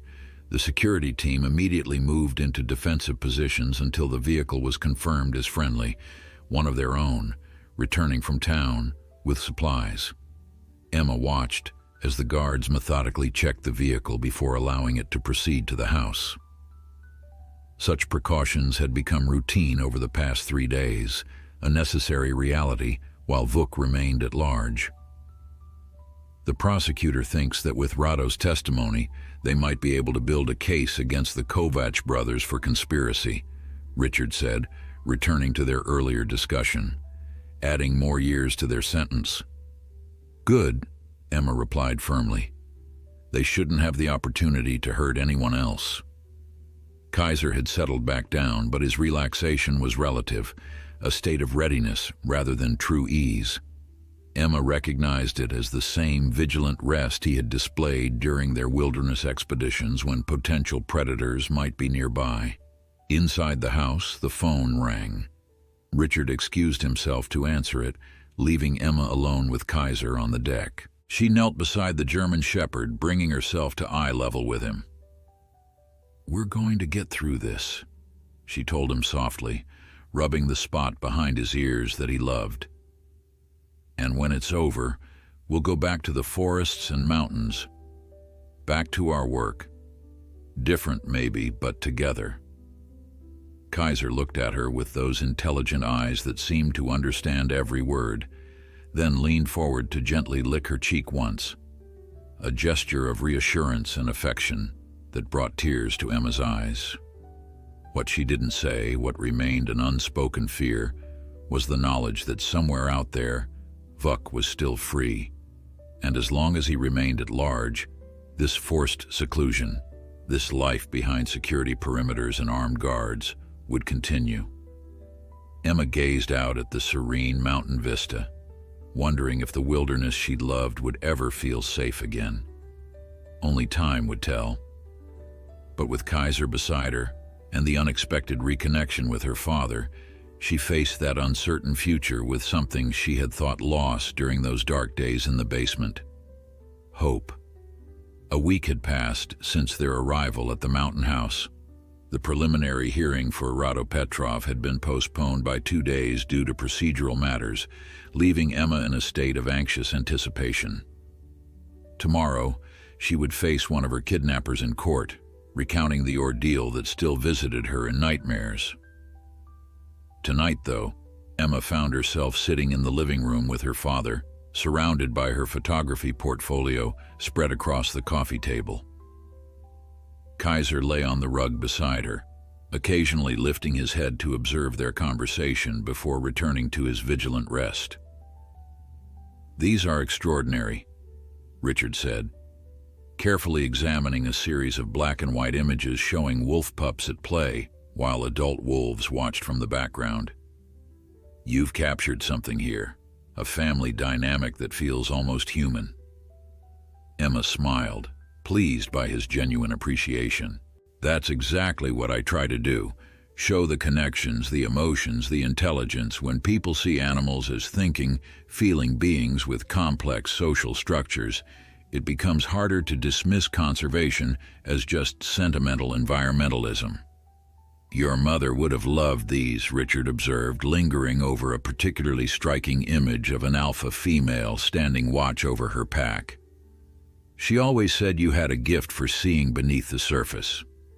The comparison warmed Emma. Over the past week, they had gradually reintroduced her mother into their conversations, sharing memories and acknowledging the grief that had driven them apart rather than brought them together. Each such moment felt like rebuilding a bridge that had been washed away by a flood, plank by careful plank. Their quiet evening was interrupted by the arrival of Sheriff Dawson and a woman Emma didn't recognize. Trim, professional, with the unmistakable bearing of federal law enforcement. Kaiser immediately sat up, alert but not alarmed, as the security team escorted the visitors into the house. "Ms. Winters, Mr. Winters," Dawson greeted them. "Sorry to disturb you so late. This is Special Agent Melissa Chen from the FBI. She's been coordinating the interstate search for Vuk Petrov." Richard rose to greet them, his expression concerned. "Has there been a development?" Agent Chen nodded, her manner direct but not unkind. "We believe so. May we sit down? What I have to share affects tomorrow's court appearance." Emma felt a chill run through her at those words. Kaiser, sensitive to her reaction, pressed close against her legs as they all took seats. The German shepherd's eyes remained fixed on the newcomers, evaluating. "We've been monitoring communications between associates of the Kovac brothers," Agent Chen began without preamble. "Yesterday, we intercepted a message that suggests Vuk Petrov hasn't left the state at all. He's been hiding locally, waiting for an opportunity." Emma's throat tightened. "An opportunity for what?" "To complete his mission," Chen replied grimly. "We believe he intends to target you during transport to or from the courthouse tomorrow." Richard leaned forward, his face pale with anger. "Then we postpone the hearing again. Keep Emma here where she's safe." Sheriff Dawson shook his head. "The judge won't grant another continuance without substantial cause. We've already pushed once. And frankly, keeping Ms. Winters here indefinitely isn't a solution. Vuk has demonstrated patience and resources. We need to resolve this." "What are you suggesting?" Emma asked, her hand resting on Kaiser's back for reassurance. Agent Chen's expression was carefully neutral. "We want to use the hearing as an opportunity to draw Vuk out, under controlled circumstances. You want to use my daughter as bait," Richard stated flatly, his voice hardening. "Absolutely not." "Dad," Emma interjected, surprising herself with the calm in her voice. "Let's hear them out." Kaiser seemed to sense the significance of the conversation, his intelligent eyes moving between each speaker, alert to both words and emotional undercurrents. He had positioned himself partly in front of Emma, a subtle protective gesture that didn't go unnoticed by Agent Chen. "Your dog," she observed. "He's not just a pet, is he?" Emma shook her head. "Kaiser found me when I was kidnapped. Tracked me for miles through wilderness, then brought back help. He also detected and stopped Rado's attack at the hospital." She stroked Kaiser's head proudly. "He's saved my life twice already." Chen studied the German shepherd with new interest. "Former police or military?" "No, but he's trained in wilderness search and rescue. We've worked with several conservation teams, tracking wildlife in difficult terrain. He has exceptional scent capabilities and threat detection." A thoughtful expression crossed Chen's face. "That could actually work to our advantage. Would you be willing to include him in our operation tomorrow?" Sheriff Dawson looked skeptical. "Agent Chen, we're talking about a highly volatile situation with an armed suspect. This isn't the place for a civilian's pet, regardless of how well trained." "He's not just a pet," Emma said firmly, a hint of steel entering her voice. "And if I'm going to be part of this operation, Kaiser comes with me.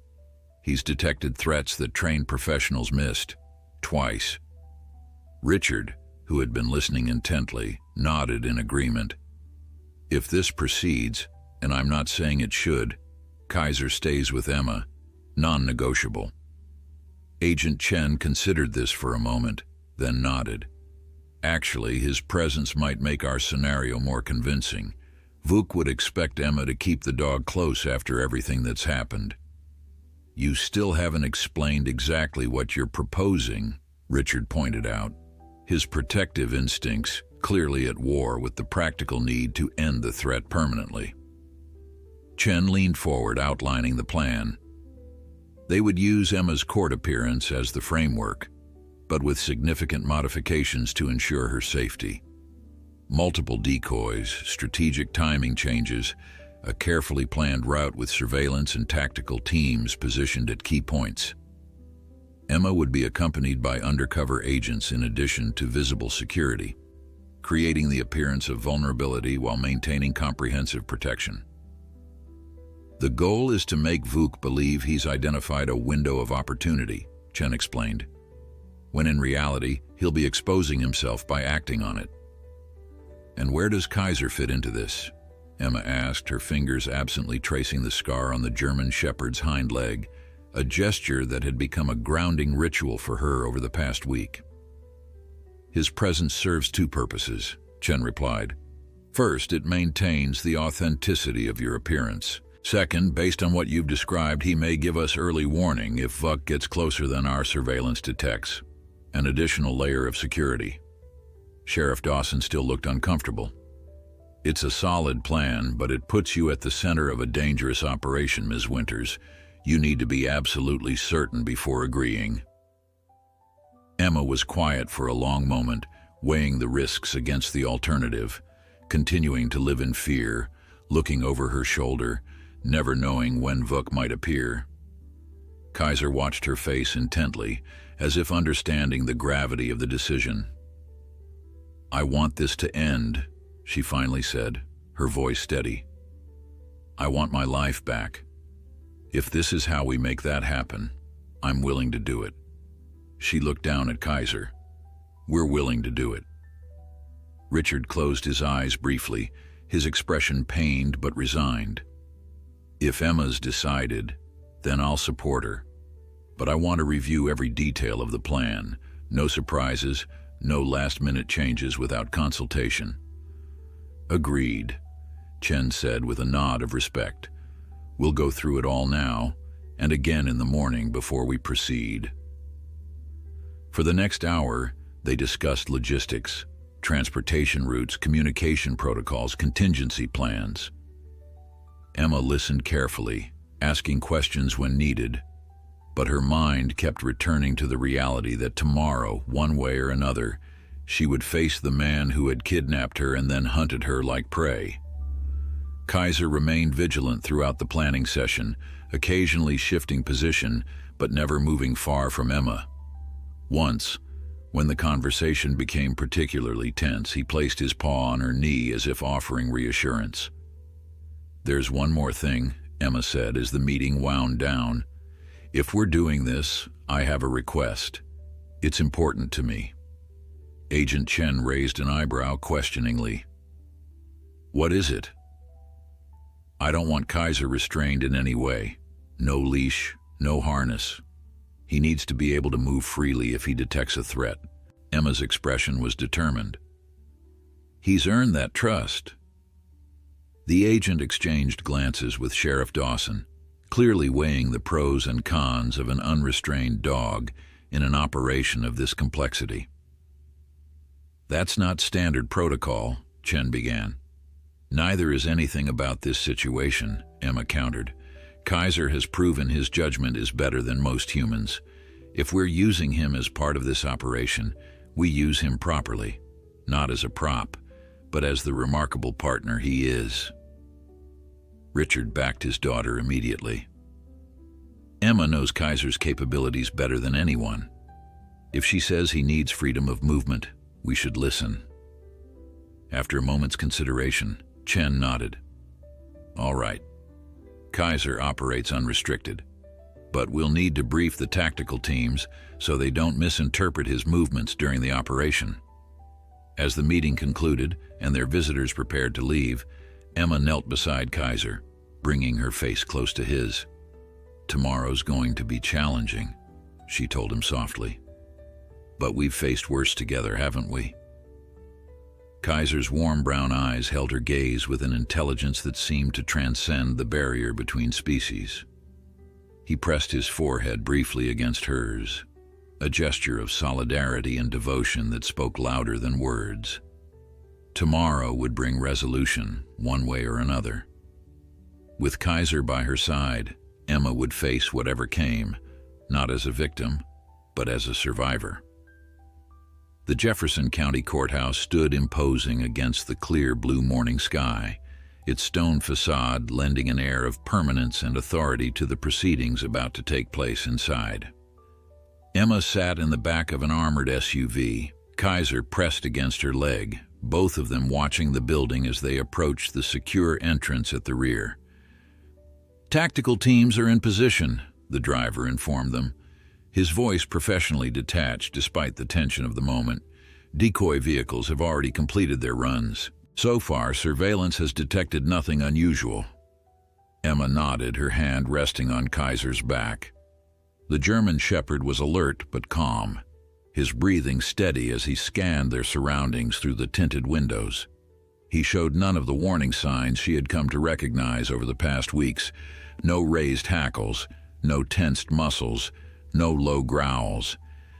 Either Vuk wasn't nearby, or he was well concealed enough to escape even Kaiser's remarkable senses.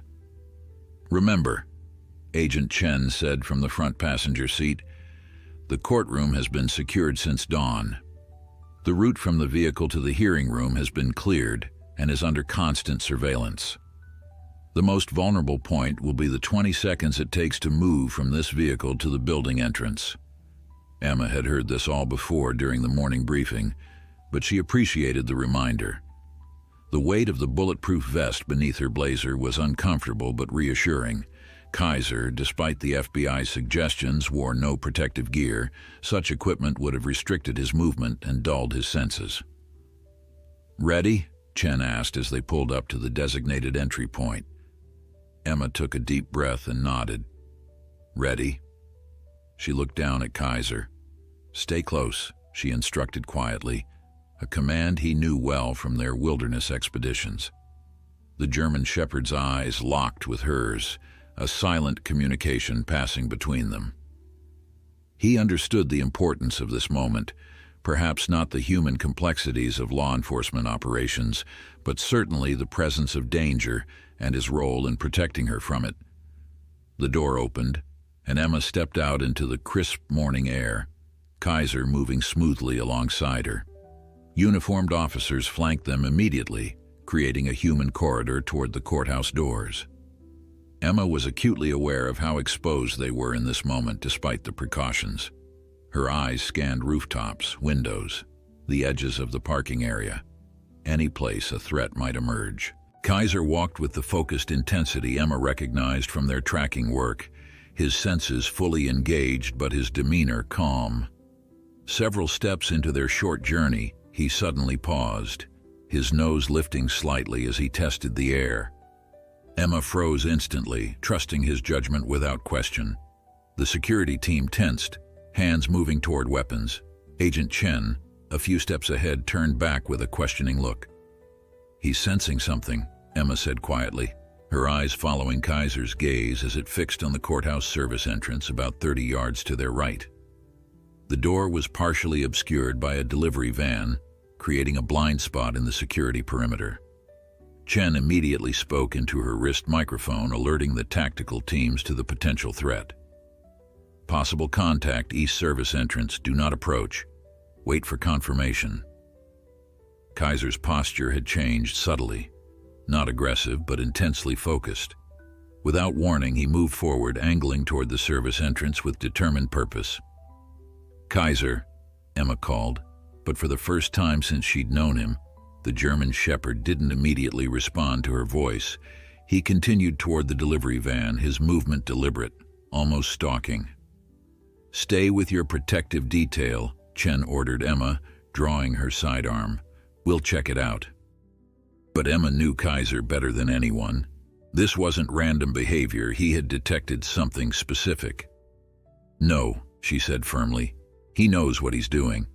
If we follow his lead but stay back, we maintain the advantage of surprise." Chen hesitated for only a second before nodding sharply. "Security team with me. Ms. Winters, stay in the middle of the formation. If I give the order to retreat, you do so immediately. Understood?" "Understood," Emma agreed, her heart pounding. but her mind surprisingly clear. They moved as a unit toward the delivery van, Kaiser now 15 feet ahead of them. As they drew closer, the German Shepherd suddenly stopped, his body going rigid, a low growl finally emerging from his throat. In that moment, a figure burst from behind the van, Vuk Petrov, his face contorted with rage and desperation, a handgun raised and aimed directly at Emma. Everything seemed to slow down, a terrible clarity descending over the scene. Emma could see every detail, the wild determination in Vuk's eyes, the white-knuckled grip on his weapon, the slight tremor in his aim indicating his emotional state. Before anyone could react, Kaiser launched himself forward with explosive speed. He didn't go for Vuk's weapon arm as he had with Rado in the elevator. Instead, he went low, striking Vuk's legs with precise force, destabilizing him at the moment he pulled the trigger. The shot went wide, the bullet striking the pavement several feet from where Emma stood. Security officers returned fire as Vuk stumbled, but Kaiser was already in motion again, leaping to knock the gun from Vuk's hand with shocking precision. Vuk fell backward, Kaiser maintaining pressure on his chest, pinning him to the ground without causing serious injury, restraining rather than mauling, despite the threat the man posed. The security team swarmed forward, weapons trained on the fallen kidnapper. "Call off your dog," Vuk shouted, his accent thick with panic. Emma stepped forward, staying just behind the protective line of officers. "Kaiser, hold!" she commanded, her voice steady despite the adrenaline coursing through her body. Kaiser maintained his position, a low growl rumbling in his chest as he stared into the face of the man who had caused so much fear and pain. His restraint was remarkable. He had the strength to tear out Vuk's throat, but the discipline to simply immobilize him. "Clear," an agent called as they secured Vuk's weapon and moved in to handcuff him. "Kaiser, release," Emma instructed, and immediately the German Shepherd backed away, returning to her side but keeping his eyes fixed on Vuk as the officers roughly pulled him to his feet. Agent Chen approached, holstering her weapon. "That was unexpected," she admitted, looking at Kaiser with newfound respect. "Your dog didn't just detect Petrov's presence. He calculated the right moment to intervene and used precisely the right amount of force." "That's Kaiser," Emma said simply, kneeling to embrace her companion. His fur was raised along his spine, his breathing rapid, but his eyes were clear and focused. "The best judge of character I've ever known." As Vuk was led away, he turned his head to look back at Emma, his expression a mixture of disbelief and bitter rage. "It was just a job," he spat. "Nothing personal." Emma met his gaze unflinchingly. "It was very personal to me," she replied, her voice level. "And to Kaiser, that's why you failed." The courthouse doors opened, and Richard Winters emerged, having watched the entire scene unfold from the security monitors inside. He rushed to Emma's side, relief evident in every line of his face. "Are you all right?" he asked, checking her for injuries despite the clear lack of any. Emma nodded, still kneeling beside Kaiser. "Thanks to him. Again." She looked up at her father with a tremulous smile. "That's 3 times now he's saved my life. I'm beginning to think I should start carrying treats in my pockets at all times." Richard's laugh was slightly shaky with relief. He crouched down to Kaiser's level, meeting the dog's intelligent gaze directly. "Thank you doesn't seem adequate," he said solemnly. "But thank you, Kaiser, for everything." Kaiser, seeming to understand the sentiment, if not the exact words, leaned forward to bump his head gently against Richard's hand, acceptance, acknowledgement, perhaps even forgiveness for the years of estrangement that had preceded their meeting. 2 months later, Emma stood on a ridge overlooking a sprawling Montana valley, her camera poised to capture the wolf pack moving through the tall grass below. Kaiser sat beside her, his posture relaxed but vigilant, as he had been since the day they'd met. The events at the courthouse had concluded the immediate threat. Both Petrov cousins were now in custody awaiting trial, and the evidence they provided had led to additional charges against the Kovac brothers, effectively ensuring they would never again be in a position to threaten Emma or her family. Life had gradually returned to a new normal.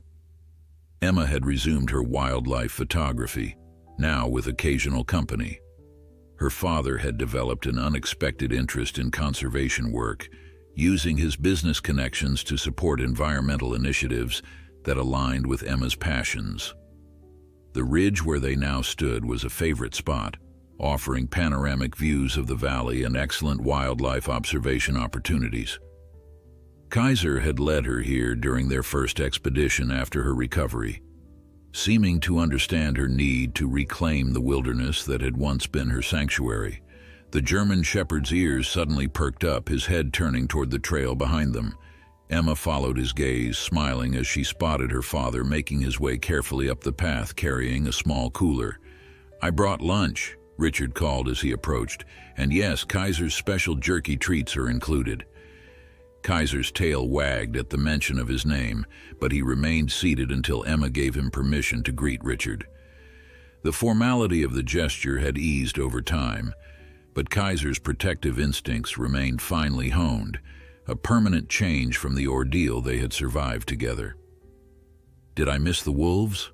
Richard asked as he joined them on the ridge, setting down the cooler. Emma shook her head. "They're still down there. The pups are exploring the eastern edge of the territory today." She handed him her binoculars. "Look near that fallen pine." As Richard observed the wolf pack, Emma knelt beside Kaiser, her hand finding the scar on his hind leg, the old injury that many had thought would define and limit him. Instead, it had become just one part of his extraordinary story. "We made it, boy," she whispered, for his ears alone, "against all odds." Kaiser looked at her with those soulful brown eyes that had seen her through the darkest moments of her life, and Emma found in them what she had recognized from the very beginning: an unbreakable spirit, a capacity for loyalty that transcended explanation, and a love that had quite literally defied everything to change her fate.